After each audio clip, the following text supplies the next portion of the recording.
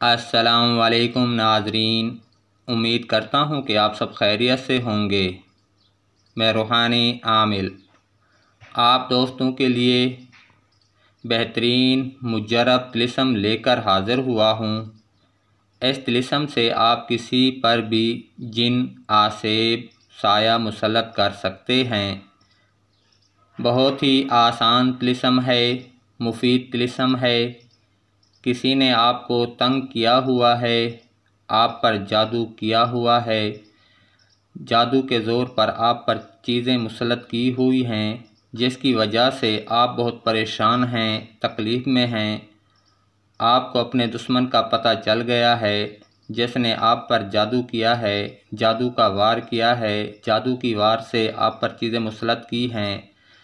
जादू की तकलीफ़ से आप दो चार हो रहे हैं, जादू की चीज़ें आप पर मुसल्लत हैं, लेकिन आपका दुश्मन आप पर जादू करके बहुत खुश है, आपको तकलीफ़ दे रहा है।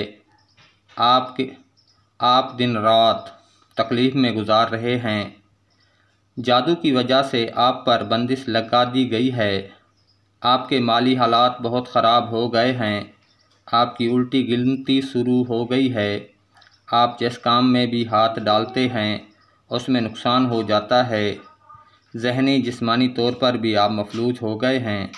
मुकम्मल फैमिली को नुकसान हो रहा है, लेकिन आपका दुश्मन बाज नहीं आ रहा। आप चाहते हैं कि आपका दुश्मन भी तकलीफ़ में रहे, उसको भी तकलीफ़ का एहसास हो जिस तकलीफ़ और परेशानी में आप मुब्तला हैं। अपने दुश्मन को मुब्तला कर दें ताकि इस हासिद दुश्मन को पता चले कि बदअसरात इंसान की ज़िंदगी को किस तरह नासूर बना देते हैं, किस तरह इंसान को बर्बाद कर देते हैं। आपका दुश्मन अगर जादू करने से बाज ना आए तो ये तिलिस्म आजमा कर देखें, आपको ये तिलिस्म मायूस नहीं करेगा। आपका दुश्मन आप पर बार बार वार कर रहा है तो आप भी इसको ज़रूर मज़ा चखाएँ।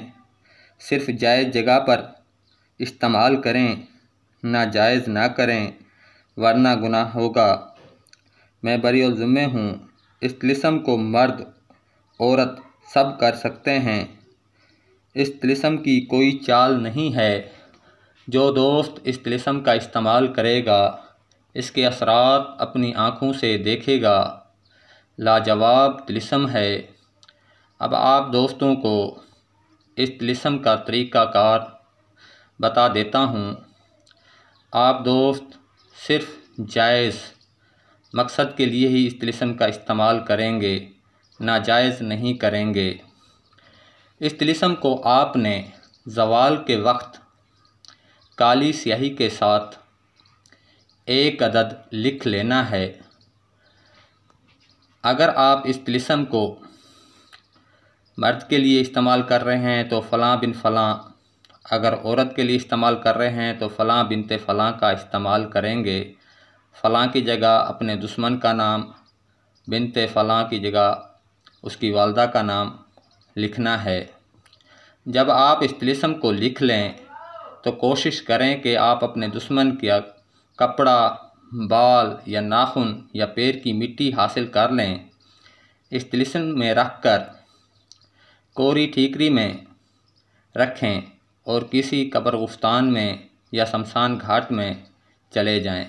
वहाँ किसी पुरानी कब्र में इस तिलिस्म को दफन कर दें।